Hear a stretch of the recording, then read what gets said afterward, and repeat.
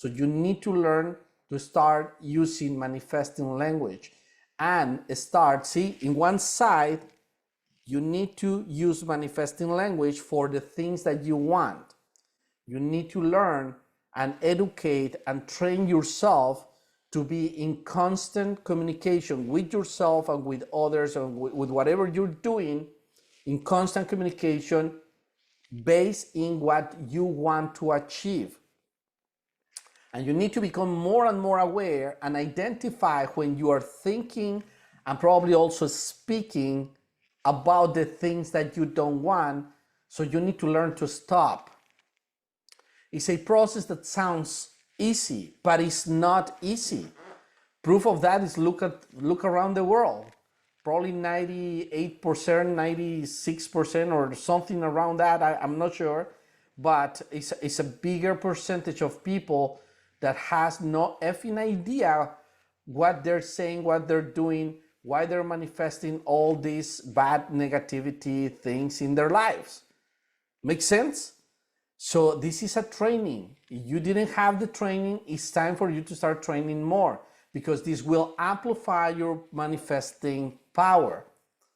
But also it will give a structure and guidance and a direction of all that energy and manifesting power that you have in the direction of achieving what you want to achieve. So what really is manifesting language? Well, a lot of us, we are so used to, and I'm going to tell you this, a lot of us, we're so used to just to be talking all the negative things from other people, probably criticizing yourself, or just thinking negative, or just thinking that things are not possible, or things that are not going to happen in the way that you want to do it, right? And a lot of these times, you don't even think that you want to speak about that. And a matter of fact, you can have a conversation, you can find a dialogue with a member of your family or a friend or a partner or somebody, and the person start going very negative. At some point, it's going to be contagious, and you're going to be speaking negative too. And you're going to start seeing and give for granted that, yeah, she or he is right. Does this make sense? It's just a matter of a little time. Remember, I mentioned it before in other classes. It's easier to go into the negative way that push to do the positive thing, or the thing that you're supposed to be doing based on what your desire is, what goals you have. So it requires more work.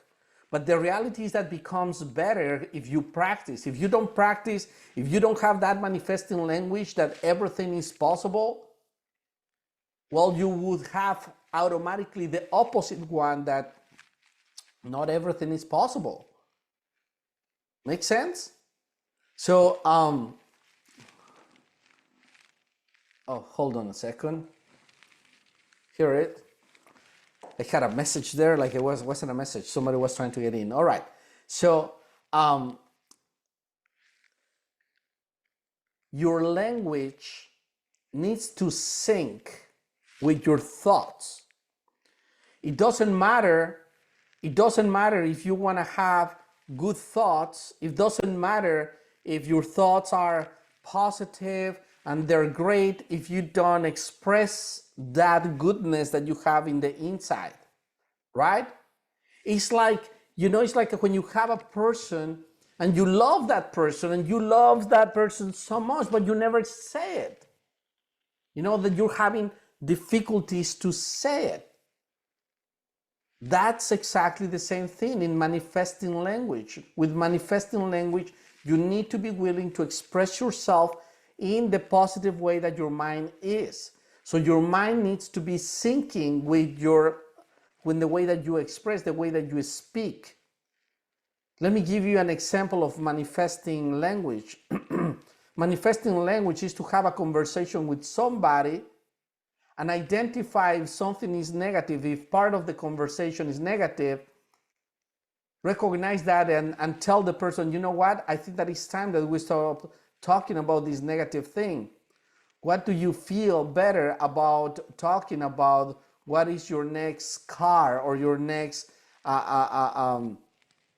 how you're gonna make better your relationship. Excuse me, I have something in my throat. I have no idea what it is.